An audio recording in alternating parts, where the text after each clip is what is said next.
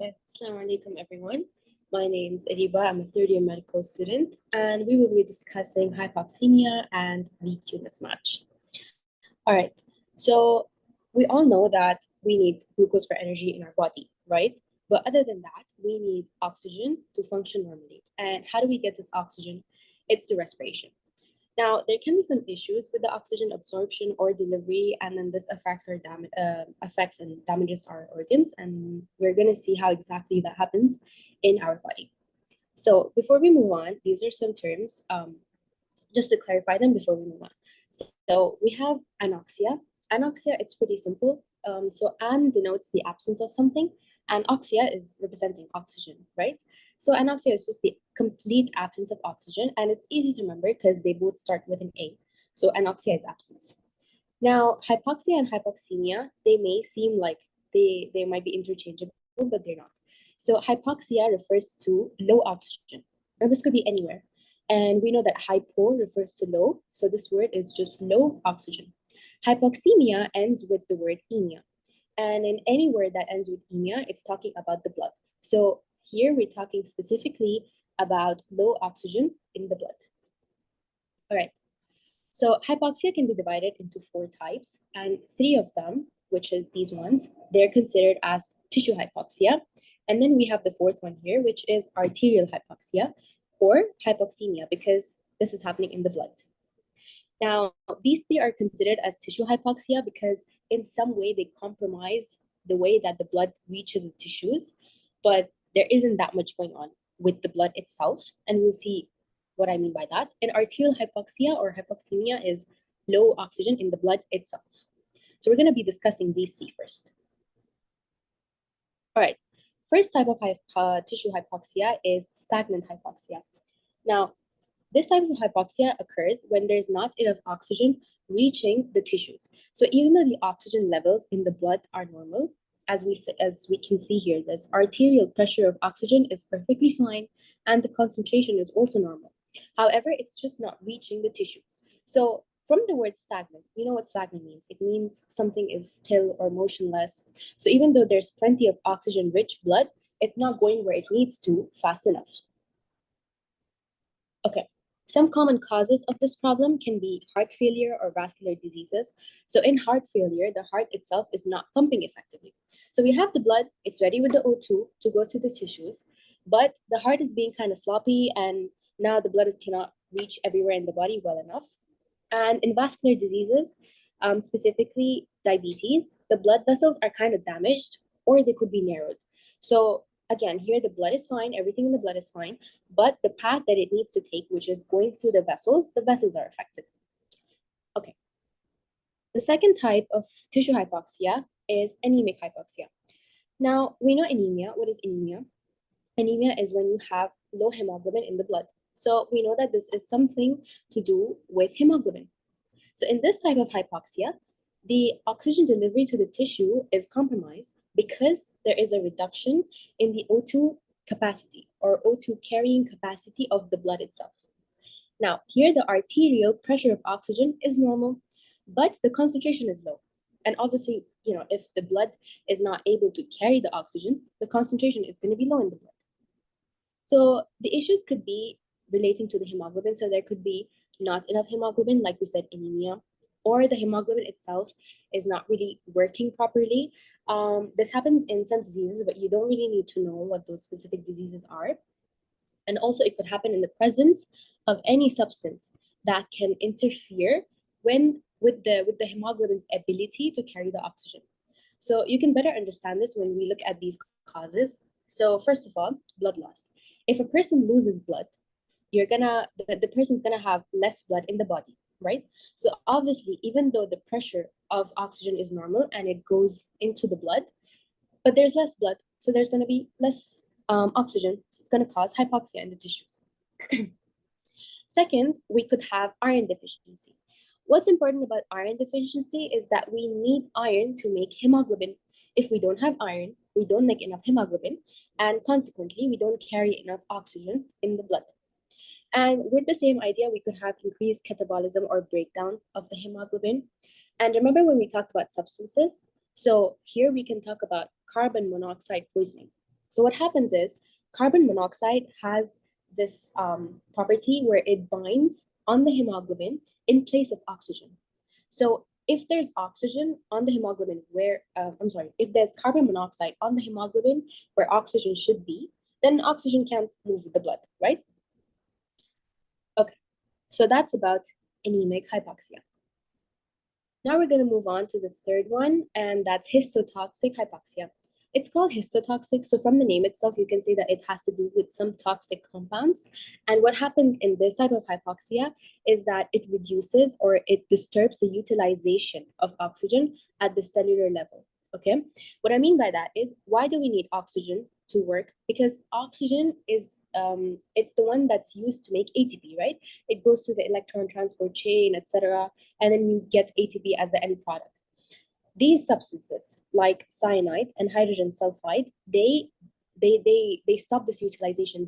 They block this pathway of making ATP by using the oxygen. Okay, so arterial PO2 is normal, arterial O2 concentration is normal, but they can't really use the oxygen. So we mentioned cyanide and hydrogen sulfide. So what could be the causes? Simple: cyanide poisoning or hydrogen sulfide poisoning. All right. So now we're going to move on. We're done with all three of these, and we're going to move on to arterial hypoxia or hypoxemia. And there are 5 causes of hypoxemia. You could either have low pressure of oxygen that you're inspiring, diffusion limitation, hypoventilation, perfusion mismatch, or shunts. And we're going to discuss each of them. Okay, so a little bit about hypoxemia before I move on. This occurs when the O2 delivery or oxygen delivery to the tissue is decreased because of what? Reduced arterial O2 saturation. So what is O2 saturation?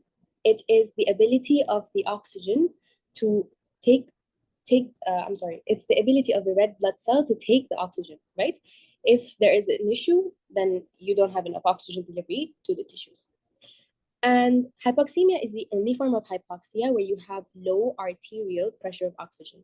So we saw in the first 3, the tissue hypoxias that we discussed, that the arterial pressure of oxygen was perfectly fine, right? But here there's going to be low arterial pressure of oxygen. And there are 5 different causes. It's the ones that we mentioned before. All right. So the first one is going to be low inspired pressure of oxygen, which is basically the oxygen that you're inspiring or breathing in. The pressure of that one is low. So this could happen when you go to high altitudes because there's less air pressure, right? Less barometric pressure, which means that there's going to be less oxygen in every breath that you take. So let's take it step by step. There's less oxygen in the air, then you breathe it in, and then there's going to be less oxygen in your lungs, or specifically your alveoli. And then from your alveoli, less oxygen is going to get into the blood. So you have less oxygen in your blood, okay? So this low alveolar PaO2, or pressure of oxygen, leads to low arterial pressure of oxygen. And what happens when you have this, when you have low pressure of oxygen going on inside, it triggers the carotid body chemoreceptors, and then you start to hyperventilate, okay? The thing that's important about increased ventilation is that not only are you hyperventilating to increase the amount of oxygen that's coming into the alveoli, you also start to decrease the carbon dioxide in your body because you're breathing out with every breath too, right? So you decrease the alveolar and the arterial PCO2 too, all right? Okay. The second reason for hypoxemia is diffusion limitation. Now, diffusion limitation happens, it's basically a diffusion block, right? And it's one of the rare causes of hypoxemia. And this occurs when the oxygen is having trouble moving from the air, like in the lungs, to the blood. So it's coming into the lungs. The pressure of oxygen in your alveoli is perfectly fine, but it's not able to move into your arteries.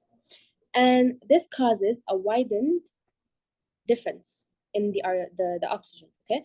So we will see this later on, because there is some difference in the oxygen concentration in your alveoli and your arteries.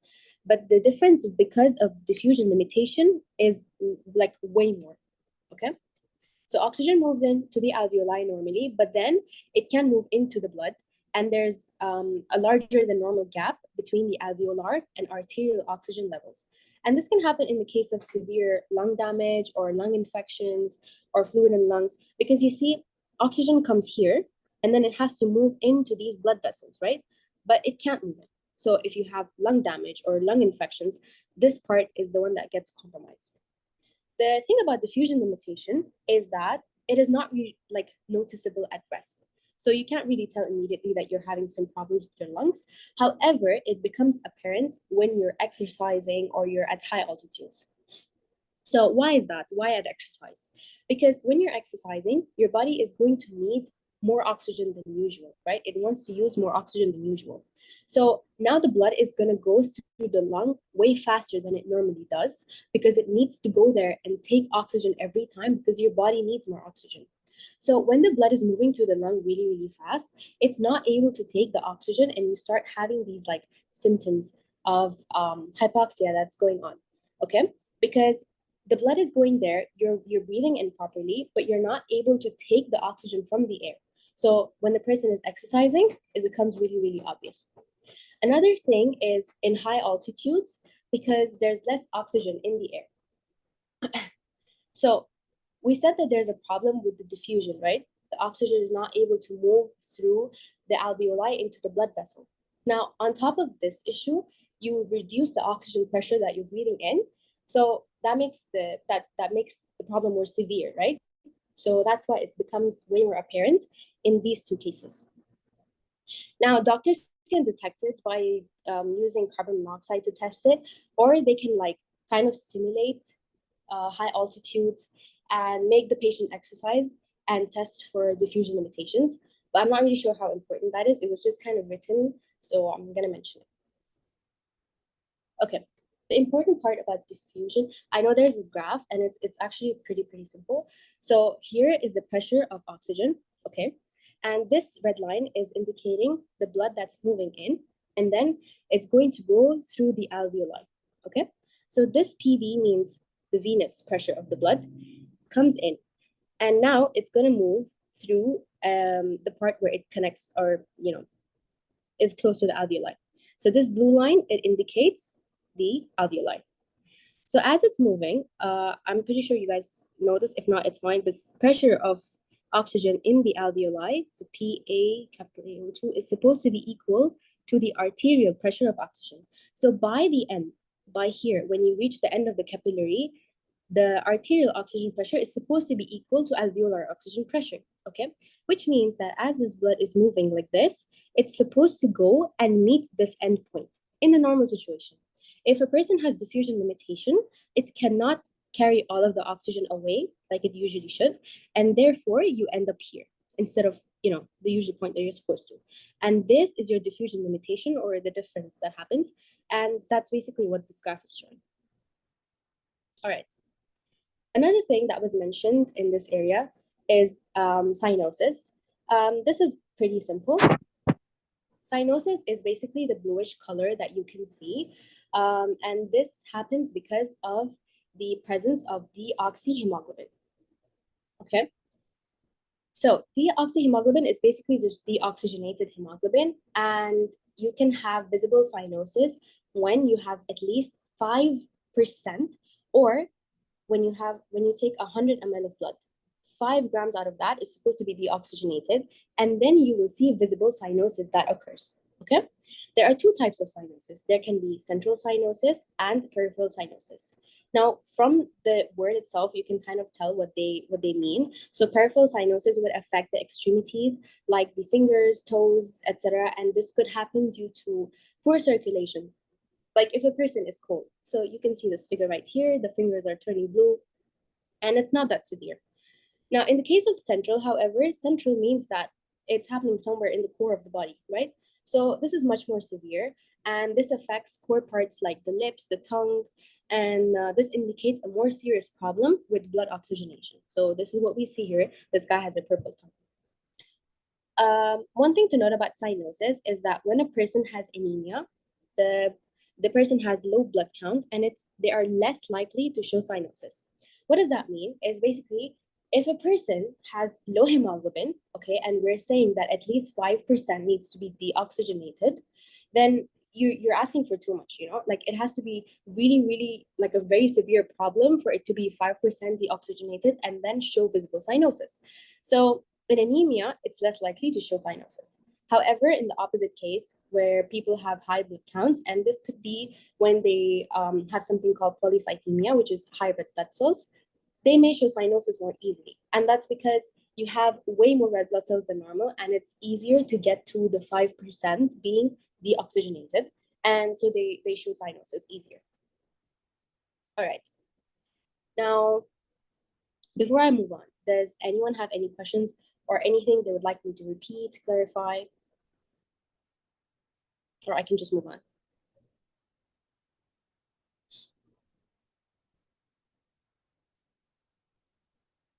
Okay, so I guess no one's saying anything, so I'm gonna continue.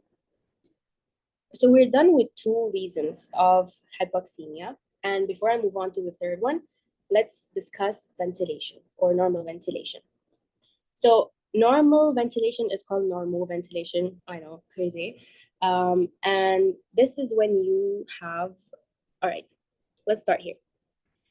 When you inspire oxygen, what's the pressure of the oxygen you're inspiring? It's going to be 150, okay? And this is calculated by this equation, which is the fraction of the inspired air multiplied by the barometric pressure minus the pressure of water. And when you do this, for O2, you get 150. And when you do the same thing for carbon dioxide, the fraction of carbon dioxide is somewhere around 0.04. So it just becomes 0, okay? So 150 and 0, this is what you're inspiring. Now, when you inspire this air, this 150, you know that it has to travel through the trachea and the bronchi and everything, and then reach the alveoli. So by the time it comes here, it becomes around 100, okay? And PE, the alveolar carbon dioxide is around 40. Now, once it reaches here, we have the venous blood that's coming in, right? Venous blood is carrying oxygen pressure of 40 and carbon dioxide pressure of 45. And they all come here, and now they start to exchange. What is going to happen as it moves to the capillary? We know that at the end of the capillary, we said that the alveolar oxygen pressure should be equal to the arterial pressure of oxygen, right? So what would you expect is PaO2 is 100. But here we can see that PaO2 shows 90, right? One thing I need you to note is when we talk about arterial pressure of oxygen, that is different from end capillary pressure of oxygen, okay? So at the end of the capillary, when it goes through here and the oxygen has diffused, it's going to be 100. However, as it moves on into the body, it becomes lower at around a 90. Carbon dioxide, however, it's 40 here, and then they exchange like they equalize, and then it becomes a 40. Now, why does it become a 90? So pressure of oxygen decreases by 5 to 10 due to reasons like the normal shunts in the body and due to VQ mismatch, all right? The thing is, okay, I'll talk about normal shunts right now, but for VQ mismatch, we are going to discuss VQ mismatch later on, so I'll keep that for later. So for the normal shunts, there are many shunts in the body, but the 2 that I will talk about are bronchial veins and Thebesian veins. So bronchial veins are the veins that carry deoxygenated blood from the bronchial circulation directly into the pulmonary veins. So what I'm talking about is bronchial circulation is what? It's the blood that the lungs are using as an organ themselves, right? So when they use the blood, they give you deoxygenated blood, right? So this deoxygenated blood just gets put into the bronchial circulation, into the pulmonary veins directly. And this is going to mix the oxygenated blood with the oxygenated blood. The Thebesian veins are small veins in the heart muscles that do the same thing, and they drain directly into the heart chambers. So pulmonary veins, we know pulmonary veins are bringing oxygenated blood from the lungs into the heart. And now we have some deoxygenated blood that mixes into it. At the same time, there are Thebesian veins that take the oxygenated blood and put it directly into the heart chambers. So this kind of mixes some of the deoxygenated blood with the oxygenated blood, and you end up with this lower than 100 value. Okay. So we said that the third cause of hypoxemia was what? Hypoventilation. And we talked about normal ventilation. Now this is lower ventilation. Hypo, we said, means low. So low ventilation. Before I move on, what is ventilation exactly? Ventilation Hypoventilation does not just mean the air is entering into a space, but it means that the air comes in and there's gas exchange and then it moves out. All right. So in here, we have the same values for the inspired oxygen and the inspired carbon dioxide. However, we have some form of airway obstruction. And remember when we said that as the air travels, the oxygen pressure goes from 150 to 100 in normal situations. But since there's obstruction, it has more trouble passing through, and then it becomes around 80. Now, for carbon dioxide, remember, ventilation is gas exchange. So there's air moving in and moving out. And if there's lower ventilation, what's going to happen to the carbon dioxide? It's going to start accumulating. So instead of being the normal 40 that it is, it's going to be around 60. It's going to be around 60. And as we go to the end capillary, we're going to have the pressure of oxygen around 80, but then as it goes on into the body, we're going to have a value of around 70 because as we discussed, shunts and VQ mismatch. All right. One thing I think of, yeah, these reasons that we just talked about, the shunts and the VQ mismatch, they do not affect the PCO2. So as we saw, this is 40 and it stays 40. And then over here, if this is 60, it stays 60. And why the CO2 doesn't get affected, we will also talk about that later. Okay, over here in hypoventilation, another thing I want to add, there is less oxygen in the alveoli, and therefore the arterial oxygen will also decrease, which is what's going to cause hypoxemia, right? Which is what we're talking about. But since we said carbon dioxide is also going to increase, this increase in carbon dioxide stimulates breathing, all right? So when you have a lot of carbon dioxide, your body itself starts to breathe more, and it wants to throw out this carbon dioxide, all right? Now, we could give the patient pure, like 100% oxygen to breathe, because we said that there's less oxygen going into the alveoli. So don't you think we could just fix it if we give the patient oxygen to breathe? However, the problem is that you're not going to have this breathing drive that the carbon dioxide causes. Because if you fix the hypoxemia and you let the carbon dioxide stay the same, you're not going to have this stimulus of more breathing and hyperventilating the carbon dioxide out to fix it. So that's one thing to think about, is if you should give the patient 100% oxygen, would it really correct the problem itself? Okay, so we're done with 3 reasons of hypoxemia. Now we're gonna have, we're finally gonna talk about VQ mismatch because we've been hearing about it. And before I get into what the mismatch part is, let's talk about the VQ. So V is for ventilation and Q is for perfusion. Okay, now we know that gravity is always affecting us, and in this case, we're talking about our lungs. So it's always pulling down on it, right? As we go from the top to the bottom, when we're talking about blood, the gravity is going to pull down on the blood, so there's going to be more blood flowing in the lower part of the lungs, okay?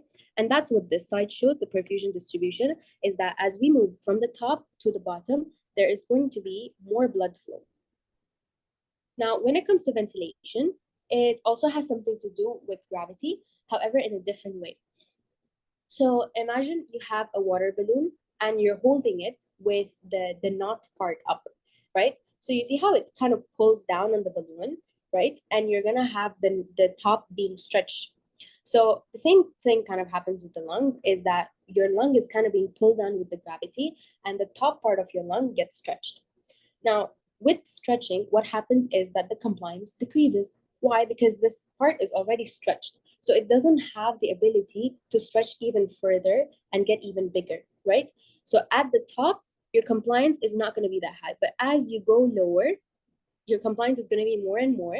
And therefore, ventilation is going to increase as you go from the top to the bottom. Okay? Now, this is fine. The perfusion is low at the top, ventilation is low at the top, and they're both more in the bottom. What we are concerned with is going to be the ratio. So as we go from top to bottom, you can see that perfusion is just this much. It's this tiny number. And ventilation is this big, right? If you take the ratio of ventilation upon perfusion, what do you think you're going to get as a value here? It's going to be something really big, like around 3.3, let's say. If you move to the middle of the lungs, you have this much perfusion that's happening and this much ventilation that's happening. It's going to be kind of close to 1, right? And as you move even further down, Now the ratio is going to go even lower than 1 because you see how much perfusion is there and this ventilation. So it's going to be around like 0.6 maybe.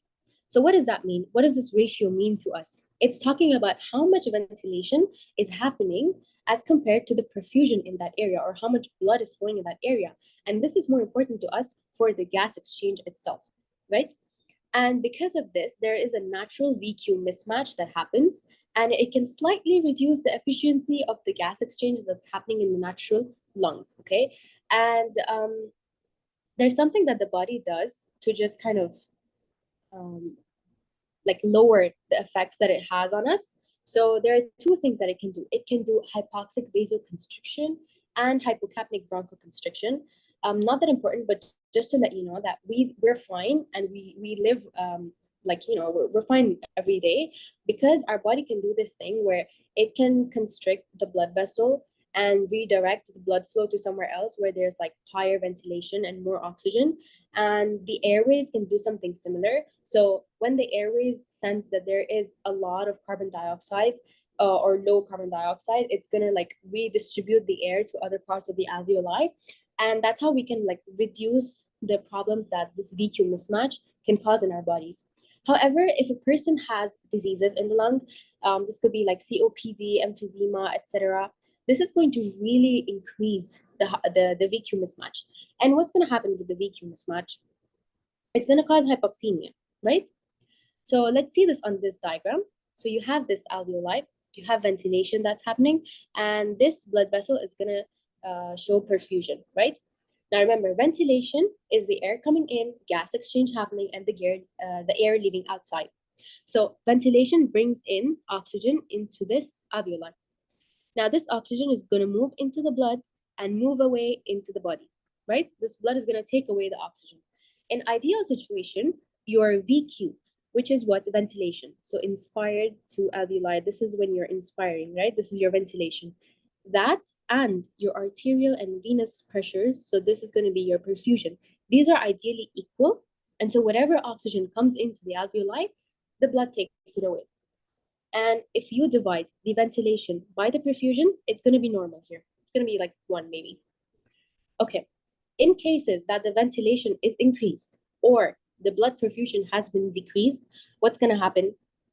If you increase the ventilation, obviously there's going to be way more oxygen. So you see the pressure of oxygen is like close to 120 now. And if you decrease perfusion, the blood is going to have a really, really high amount of oxygen. Why is that? You have very little blood that's coming in this blood vessel. And then this alveoli is full of oxygen and it's ready to put oxygen in this blood.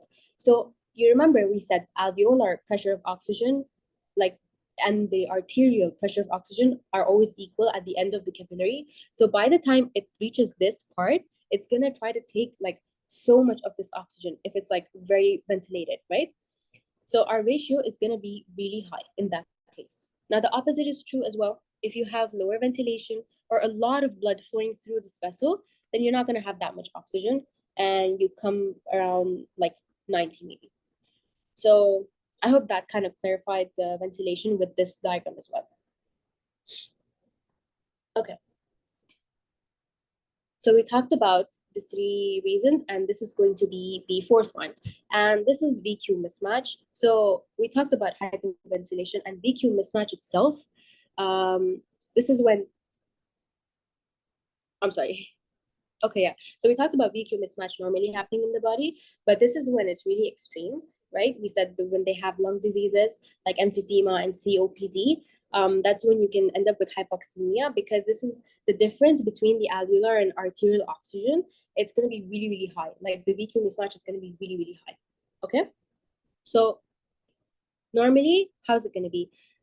This is the ventilation that's happening. Okay. There's air coming in and air coming in this region. Now you see how this arrow is way bigger than this one? This is because this one has a lot of oxygen and this one not so much comparatively. Now let's look at the blood vessels. This blood vessel is really thin, right? So there's low perfusion, and this one is really, really thick. So what do you mean? What can you think? That's going to be a lot of blood, right? Okay. Now when the exchange happens, this blood is going to have a lot of oxygen and this one's not going to have that much. But when you come to this point, where this blood and this blood will mix, what do you think is going to happen? Do you think it's going to have high oxygen or low oxygen? It's going to have this amount. Why? Because at the end of this capillary, you're mixing this blood and this blood. However, the larger part of this blood is contributed by this thicker large vessel. Okay, so because this vessel is giving you most of the blood that's entering this part, your oxygen levels are not going to be that high. Now, let's look at the ventilation. We said that a lot of oxygen is coming here and not that much oxygen is coming here. Okay, after the exchange, there's still a lot left in here because, a little bit of blood came here, so not all of the oxygen could leave. And here, the oxygen is low. When you exhale, right, a lot of oxygen is going to go back out, and here, not so much. But when you're exhaling this alveolar gas, do you think it's going to have high oxygen or low oxygen? It's going to have high oxygen, right? Because this part, you see how the arrow is so big, it's contributing more towards the gas that you're exhaling, okay? And usually because of this kind of mismatch that happens normally in our body, there's going to be this tiny little difference between the alveolar and the arterial gas. This is just normal. However, in hypoxemia, because of VQ mismatch, this difference is going to become way larger. All right. So we can have two extremes of VQ mismatches. Now, what happens is you can either have no perfusion at all or no ventilation at all. So when you have no ventilation, this is called shunt perfusion, okay? So this one doesn't really have that much to do with shunts. It's just that the end effect of having this type of perfusion is going to be the same thing that happens when you have shunts in the body, right? So we said shunts, they mix the deoxygenated blood into the oxygenated blood. So here the same thing is going to happen. If you have blood that's coming in that needs to be oxygenated, but the alveoli has no oxygen, what's going to happen? It's going to leave as deoxygenated. There's no oxygen in this blood, and then it goes into the heart as deoxygenated and then to the rest of the body, okay? And then we have a second type, which is called dead space ventilation. Now, dead space ventilation is when you have oxygen here. You have a lot of oxygen here. However, you have no perfusion that's happening. So what's going to happen because of this is that it's useless, basically. All the oxygen here is useless. It's not going to go into the blood, and therefore it's also like wasted ventilation, and you're going to have deoxygenated blood at the end of the day, okay? So these are the two extremes. And this is the diagram that you guys had on your slide. So it's the same concept here. It's the right to left shunt perfusion, where you have perfusion but no air, and then you have, this is the normal, and you don't have any perfusion, but you have ventilation that's going on. Now, just so you know, this is an extreme case of no ventilation, right? So between this shunt and your normal ventilation, anything that's happening in the middle, they're going to be hypoventilated areas. And this one, as you can see, it's like the highest extreme of ventilation with no perfusion. So anything that's happening between the normal and this is going to be hyperventilated areas. Okay, and this is just the same thing that's written, right to left shunt and dead space. And you can also think of it as dead space because it's basically not contributing to anything. So it's basically no use to us, right? Now, one thing I want to say is there is a difference between the anatomical dead space and alveolar dead space, okay? In anatomical dead space, it's basically the parts of the lungs that don't contribute to the gas exchange, but there's nothing wrong with them. So this could be when you breathe in the air, it goes through the trachea, the bronchi, etc., and they don't really exchange any gas, right? So they're anatomical dead space. However, we're talking about alveolar dead space. So alveoli are supposed to exchange gas, but here there's no exchange happening because there's no blood that's coming in, and therefore we call this alveolar dead space. All right. Now, the fifth cause of hypoxemia is going to be a right to left shunt. So this is basically what we kind of discussed in the VQ mismatch. And as you can see, it has the same effect as an alveoli with a VQ ratio of 0 because you have a lot of ventilation, but no perfusion, right? So this is what happens in a shunt. This is your normal condition where your blood comes in, it gets oxygenated, and then it leaves. But in a shunt, this is what a shunt is. This is the shunt. It bypasses, right? So it's not even going to the alveoli to take oxygen from it, okay? So basically, you end up with hypoxemia because there's going to be low levels of oxygen in the blood because of the shunted blood. Because you see how it's coming here and it's mixing with the oxygenated blood? It's coming here and mixing with the oxygenated blood. So what's going to happen is you're going to have low oxygen in the total blood, okay? And that's basically what hypoxemia is. This could have some effects on carbon dioxide, but the thing is carbon dioxide levels are not that significant. Like the changes in carbon dioxide level are not that significant. So in these cases that we've been talking about, we talked about hypoventilation, VQ mismatch, and shunts, carbon dioxide does not get affected a lot. And we will be discussing why exactly that happens, inshallah. Okay, another thing about shunts is that when you give them extra oxygen, it doesn't really help much in the case of shunts because even if you're putting all this oxygen in the alveoli, it doesn't really get picked up because the blood is never, it's not really reaching the air sac. So it can't even pick up this extra oxygen. This is just another picture to show you the shunts, and basically it just bypasses or there's no ventilation. And this is the one that's there in your slides, and this thin one is the one that's a shunt, and you see how it just bypasses without even going to the alveoli. All right, so we've been talking about it doesn't affect the carbon dioxide, or if it affects the carbon dioxide, it's not a significant amount. Why is that? It's because of these binding curves, okay? Let's start with oxygen. So oxygen is going to have a partial pressure of around 100 in the arteries, is what we said, right? So it's over here.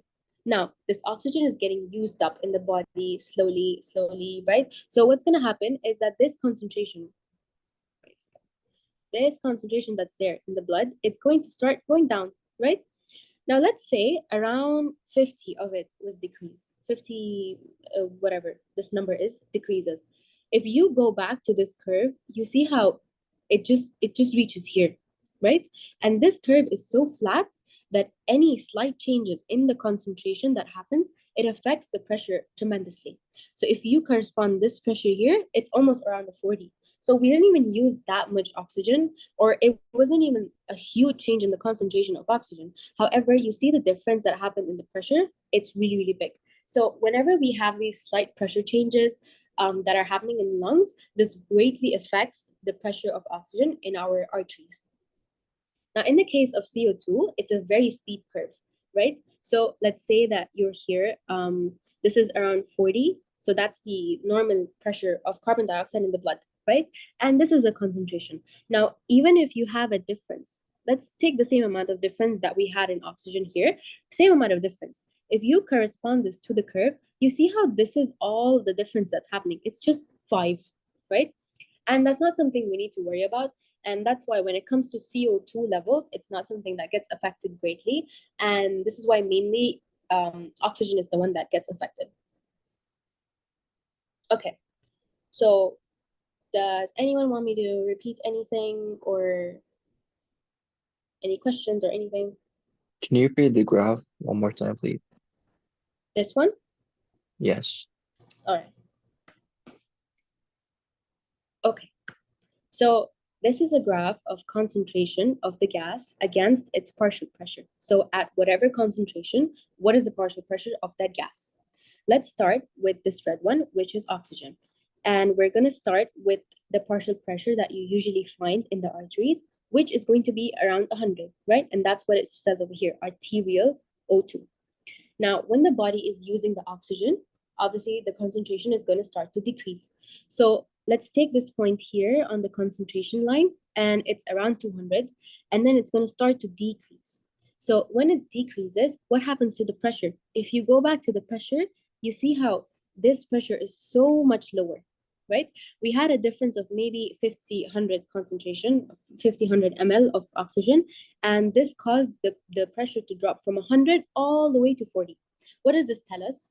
That the slightest differences in concentration of oxygen is going to affect the pressure greatly, right? And right. And the same thing, if you look at the same situation in carbon dioxide, that's not what we see. In carbon dioxide, normally we have around 40 in the arteries, and this is what this point is showing here. And if we take it like it's around like 450 maybe. Now, if the carbon dioxide increases even this much, and you go back to the graph to see what's going to happen to the pressure, it doesn't really increase that much. So carbon dioxide is not going to change a lot with any issues that happen with the pressure or concentration, because the curve is so steep. But with oxygen, because it's such a flat curve, any slight changes could give you like significant changes that are happening in the pressure, etc. Was that clear? Yes. Okay. Can you go to the previous slide, please? This one or this one? Yes, this one.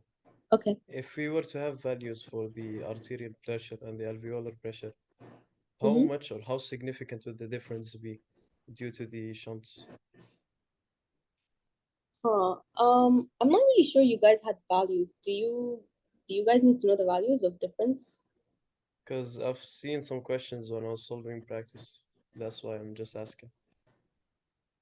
Okay, I will let you know as soon as I'm done with this. I will look into that and I'll send a message.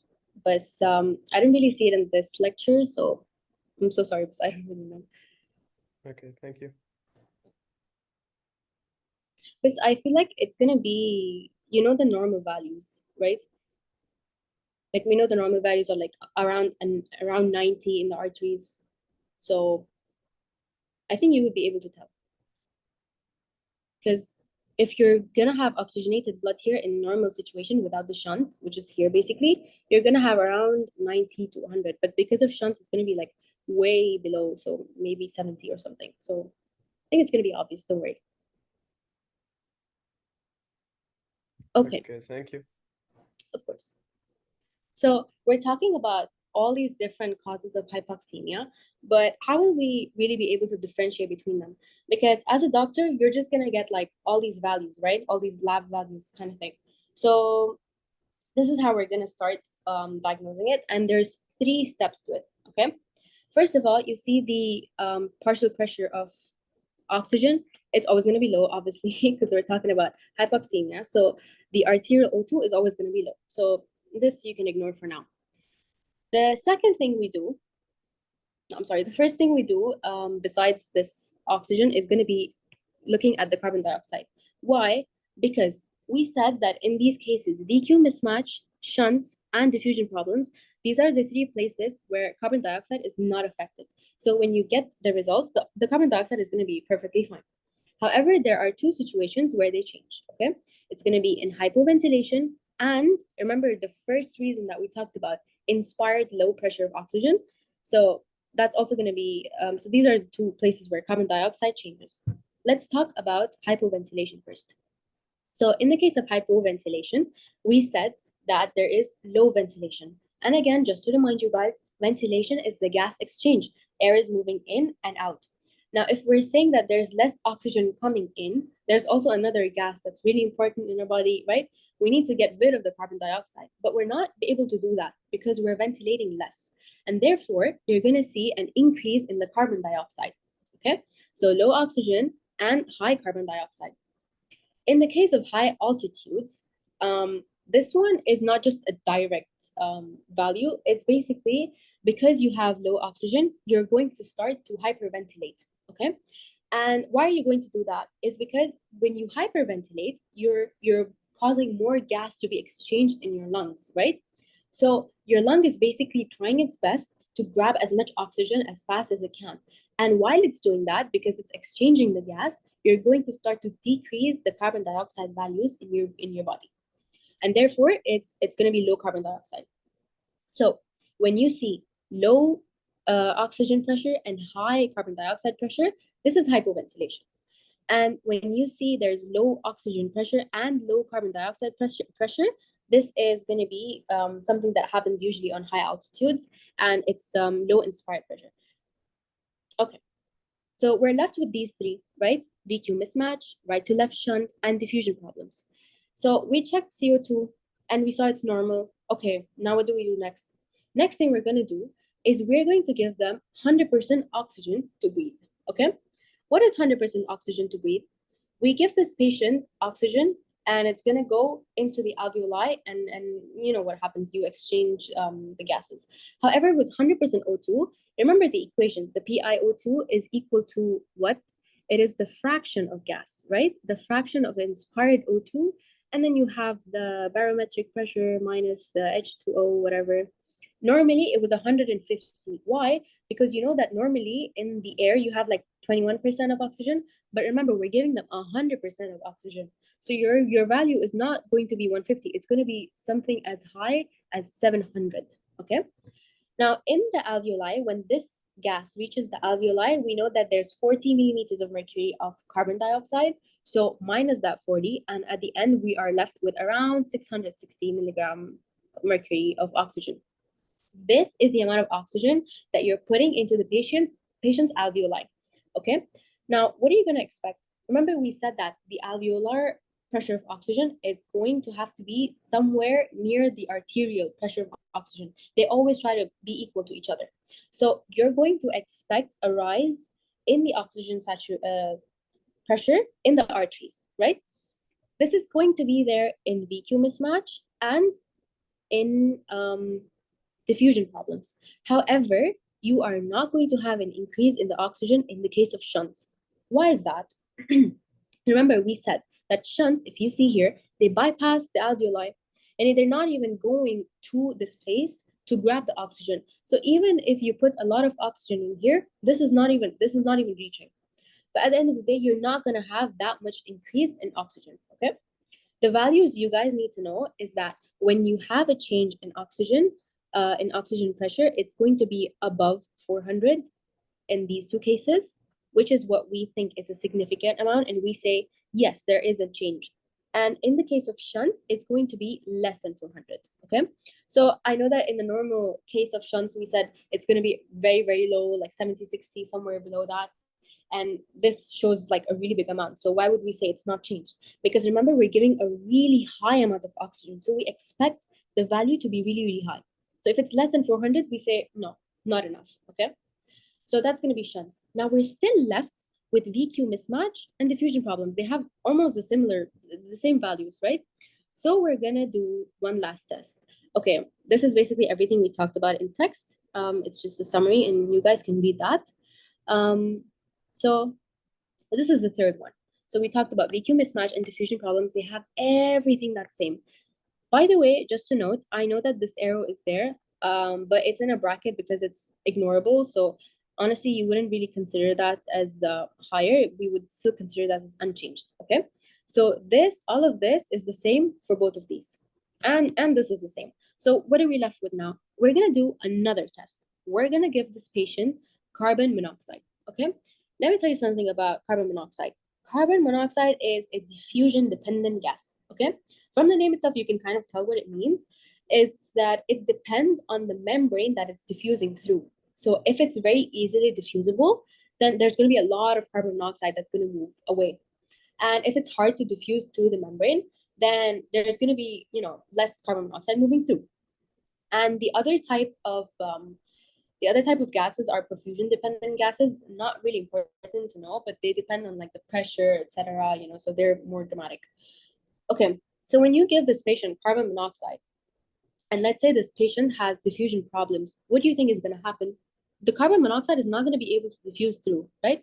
So when you measure the amount of carbon monoxide you gave this patient and the amount the patient exhaled, there isn't going to be much of a difference because it wasn't even able to diffuse through. And you can tell, okay, this is a diffusion dependent gas and it wasn't able to diffuse.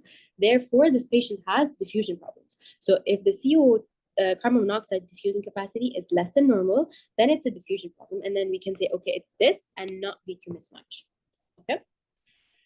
Now, the thing with this table, as much as I don't want to say this, but you have to know these values because I know Dr. Shams really likes to talk about the increase and the decrease and this stays normal, etc. But I hope I was able to explain exactly why these values are the way they are.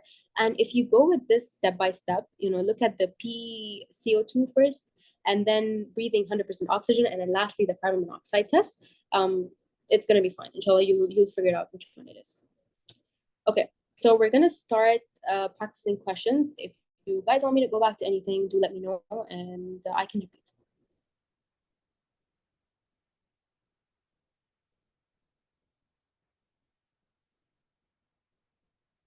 Okay. if we're to have values for PA, this is I asked the question after using the mic, so it's fine. oh, I'm Thank you. sorry. All right, so since no one's really asking anything, I'm gonna move on to questions. Just a couple of questions, so don't worry, it's gonna be easy. Okay, so regional differences in ventilation and perfusion of the normal upright lung affects the gas tensions in the pulmonary blood. Which of the following best describes the gas tensions, PO2 and PCO2, in the alveolar capillaries at the apex or at the base of the lung in a healthy individual?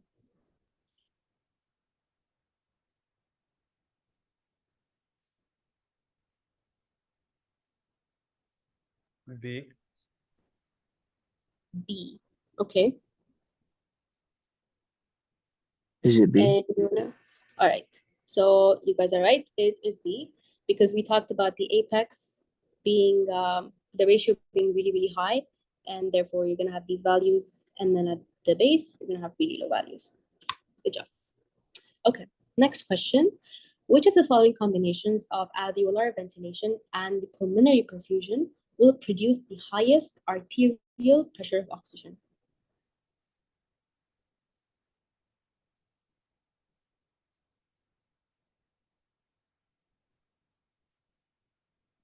F. Okay. I'd say F as well. All right.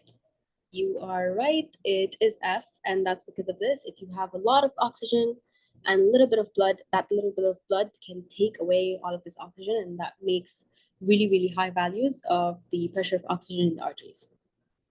Okay. So a 35-year-old man is found to have a large arteriovenous malformation in one of the lowest segments of his right lower lobe. Which of the following changes would you expect to see when the patient changes from supine to upright position?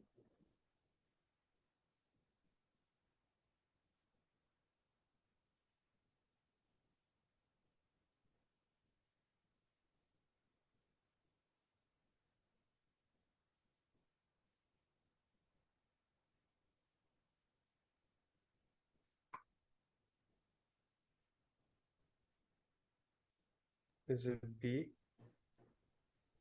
B. Hmm.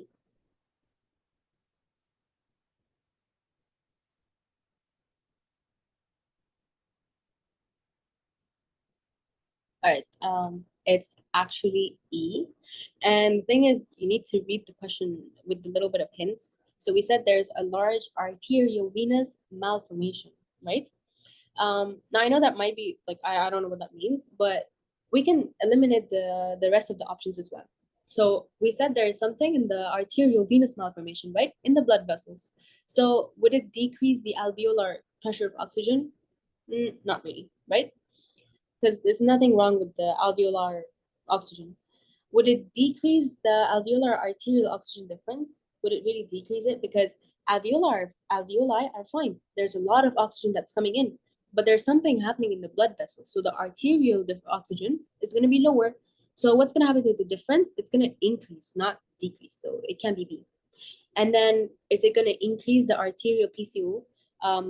We know that carbon dioxide doesn't really get affected that easily unless we're talking about what hypoventilation or the inspiration of low pressure oxygen gas. So again, nothing to affect the carbon dioxide. Is it going to increase dead space fraction? No, because there is no problem in the lungs. So even by elimination, you can tell it's B. And because it says arteriovenous malformation, I hope that kind of gave a hint that it's a shunt. Is that fine? Yes, it's clear now. Thank you. Okay. I think this is my last question. So 52-year-old man, and he has a history of coronary artery disease. He's a heavy smoker. He presents to the ER with 2 days of dyspnea, which is shortness of breath, fever, cough productive of whatever, and arterial blood gases are performed upon arrival in the ER and after being placed on supplemental oxygen. And these are the results. So what is the predominant mechanism of his hypoxemia?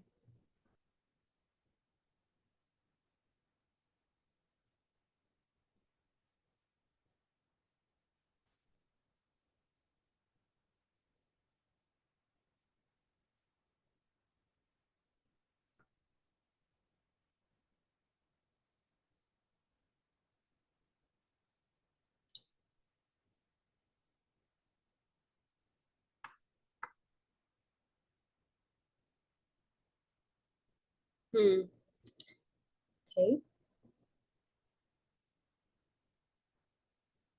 Any other answer? I move on. Could it be C? Okay. So it is C. Okay. Would you like to tell me why you said C?